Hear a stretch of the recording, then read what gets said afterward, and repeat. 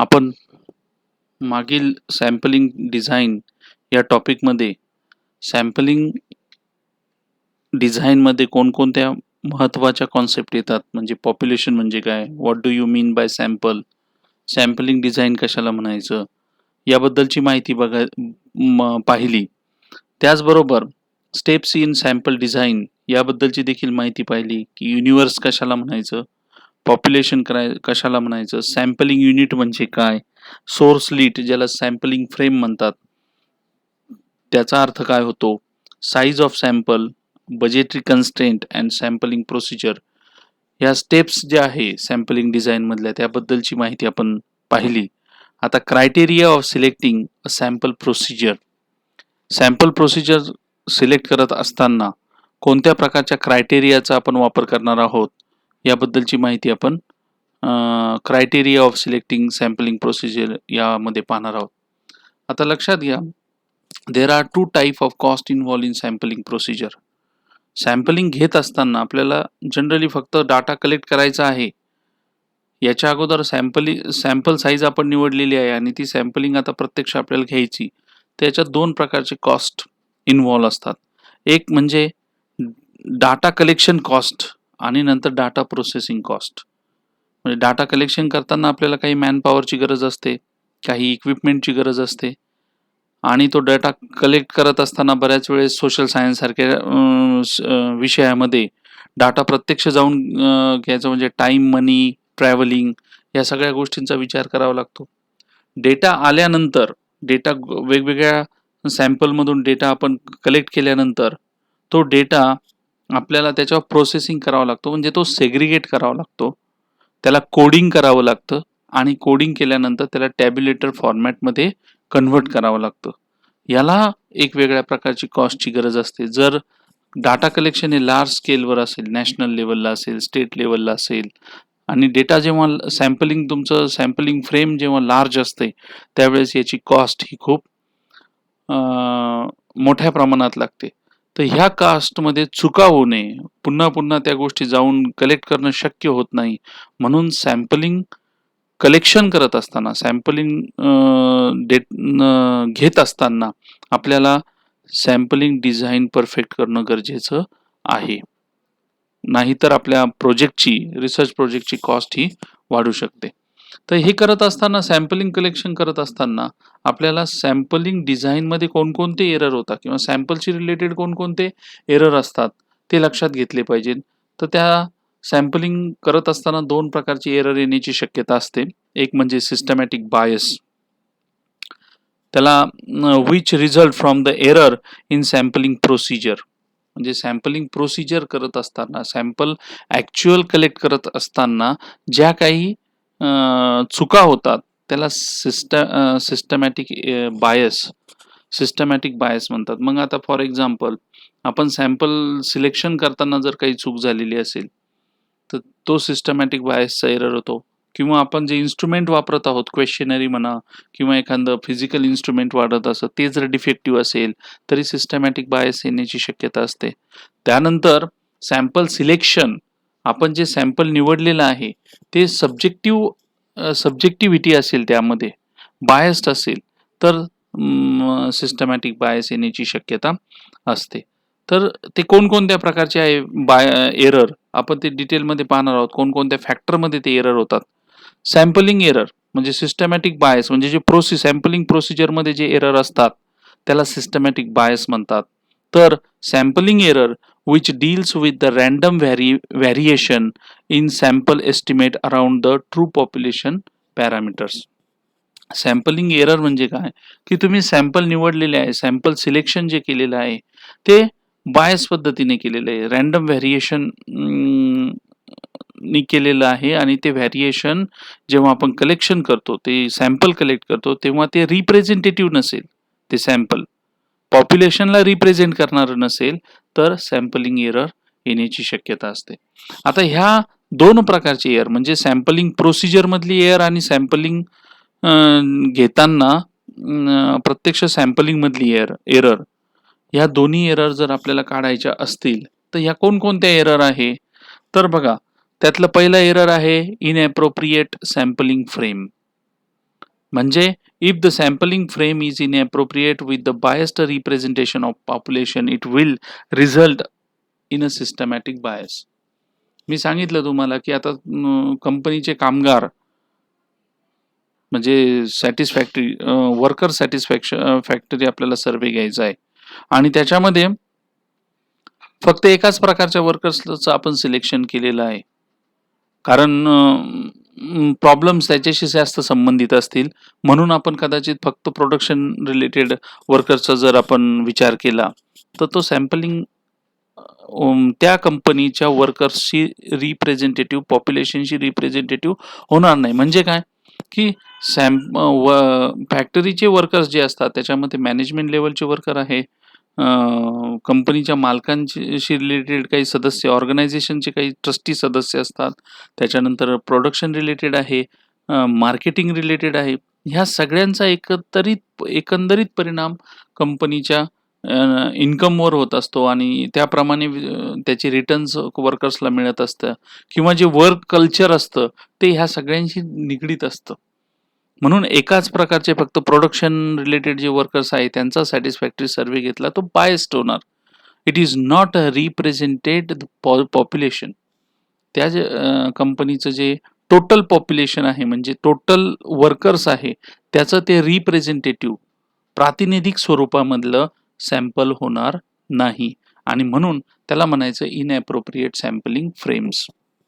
Generally आपण सोयीनुसार बऱ्याच वेळेस सॅम्पल निवडण्याचा प्रयत्न करत असतो. रिसर्चमध्ये बऱ्याच वेळेस पर्टिक्युलरली सोशल सायन्सचा रिसर्च किंवा कंपॅरेटिव्ह रिसर्च असतात.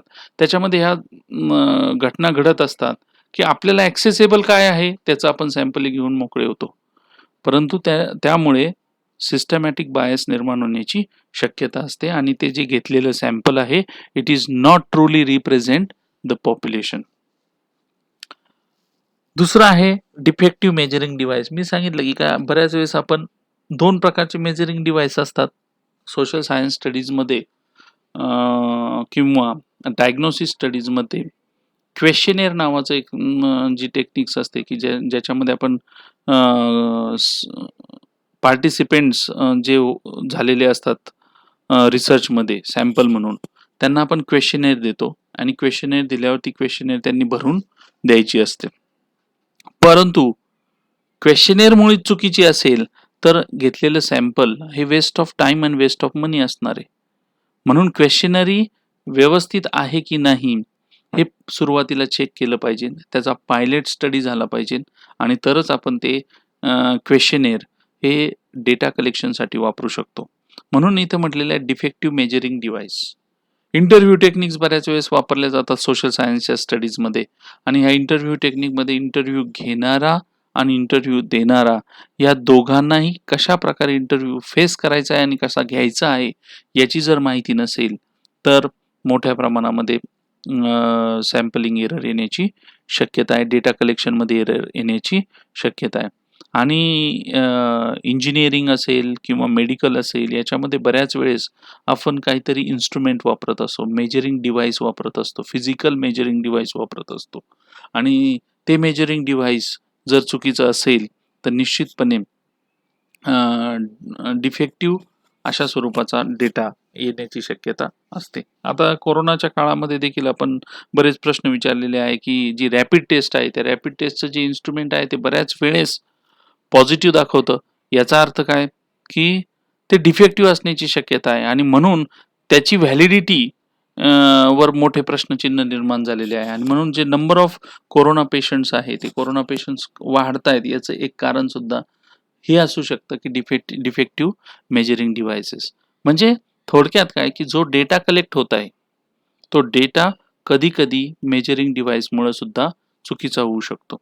अशा प्रकारे आपण जो हे या पद्धतीचे जर एरर होत असेल, क्वेश्चनरी एरर चुकीच्या पद्धतीने असेल तर interviewing error, then physical measuring device error, तर हे डिफेक्टिव्ह मेजरिंग डिव्हाइसेस एरर आहे. तर यामुळे सॅम्पल चुकीच्या पद्धतीने येण्याची शक्यता असते. याला आपण देखील सिस्टमॅटिक बायसचा हा एक प्रकार आहे.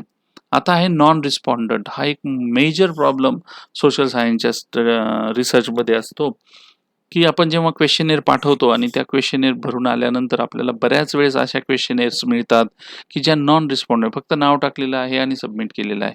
याचा अर्थ काय? नॉन रिस्पॉन्डंट्स.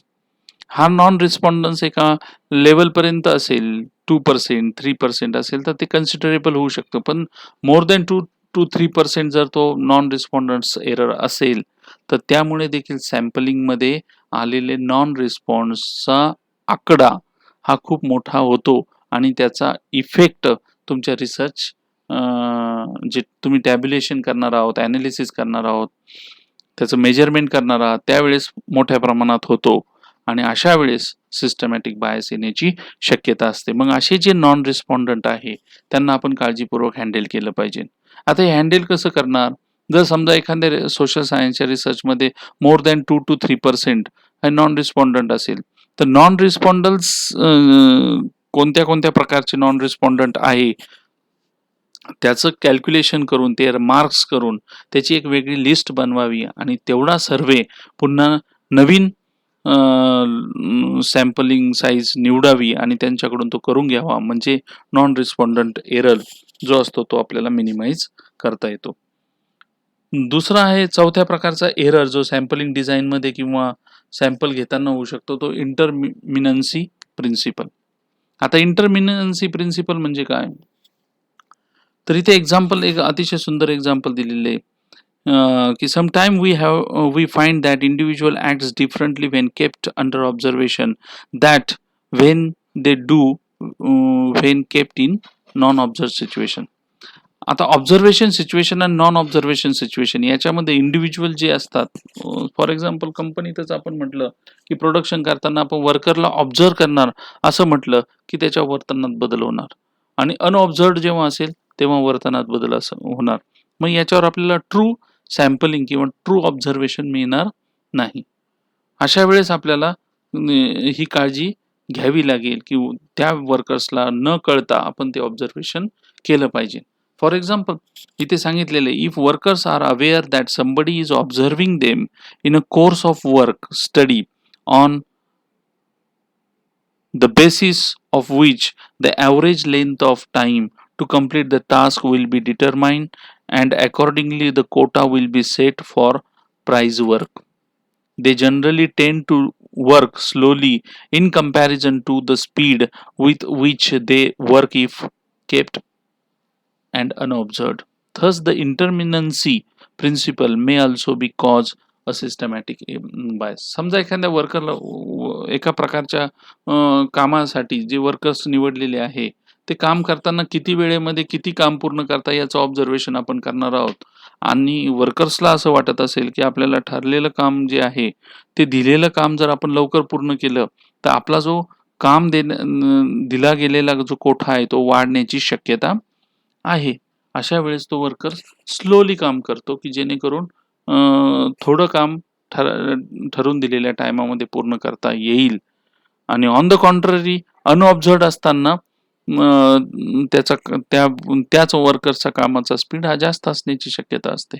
मग अशा वेळेस आपल्याला जो काय डेटा कलेक्ट होतोय तो चुकीचा मिळतोय आणि यालाच म्हणायचं इंटरमिनन्सी प्रिन्सिपल, ज्याच्यामुळे सिस्टमॅटिक बायस येण्याची शक्यता असते.